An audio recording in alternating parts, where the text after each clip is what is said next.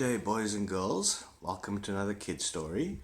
So today, as you can see coming here, I have a couple friends who are going to be helping me tell the story. Adam, no, it's not your turn yet. Adam, stop it. So I have a couple friends who are going to be helping me tell the story today.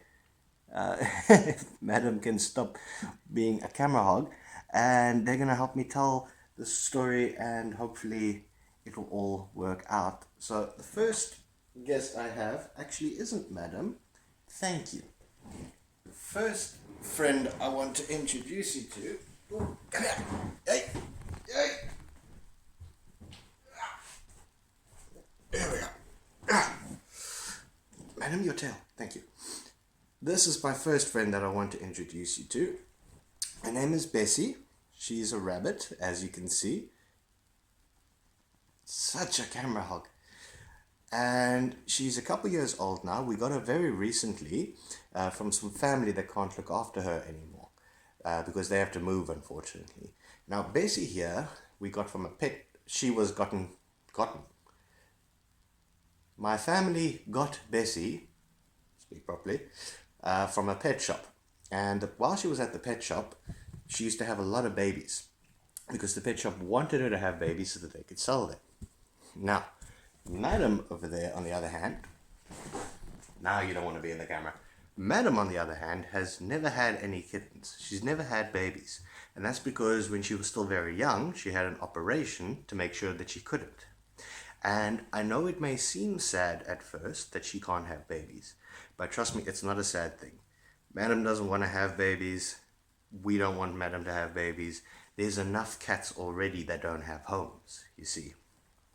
So this is why it's so important that you get your cats and dogs to have this operation. Because what happens very often is people don't have the operation for their cat or their dog, and then the cat and dog gets pregnant, and then the people will just abandon the animal. They'll just abandon the mom because they don't want to have to deal with all of the children. That's why the animal welfare has so many cats and dogs. They're probably never going to get homes because the homes that they already had got rid of them because they didn't want to have to deal with all of the babies. Now, if Madam was to get pregnant, we wouldn't abandon all of the babies, but it would still be a lot of work. Now, in the Bible, there was somebody else who had a baby and nobody else was expecting it. I'm obviously talking about Mary, Jesus' mom. Now, Mary got pregnant before she was married. And back in those days, that was a very big no-no. Because it basically meant to everybody around her that Mary had broken her promise to Joseph, that she was only going to have babies with him. So when she got pregnant, and everyone found out Joseph wasn't the dad, everybody was very angry at Mary.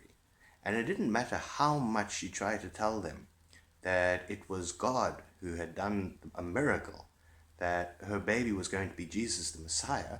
Nobody wanted to believe her. And because of that, they kicked her out. They abandoned her. And Mary had no family anymore. Just like all of those cats and dogs who have babies end up with no family. But luckily, God was looking out for Mary. And luckily Joseph, her husband-to-be, was a very good man. And he still took her in. He believed her after an angel told him to.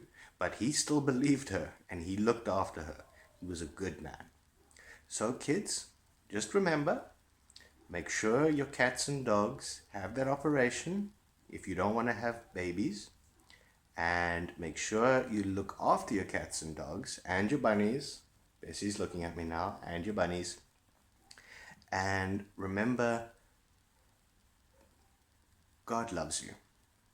And even if God's plans for you take you through some difficult times, God will always be there, and He'll make sure that there are people around you to look after you.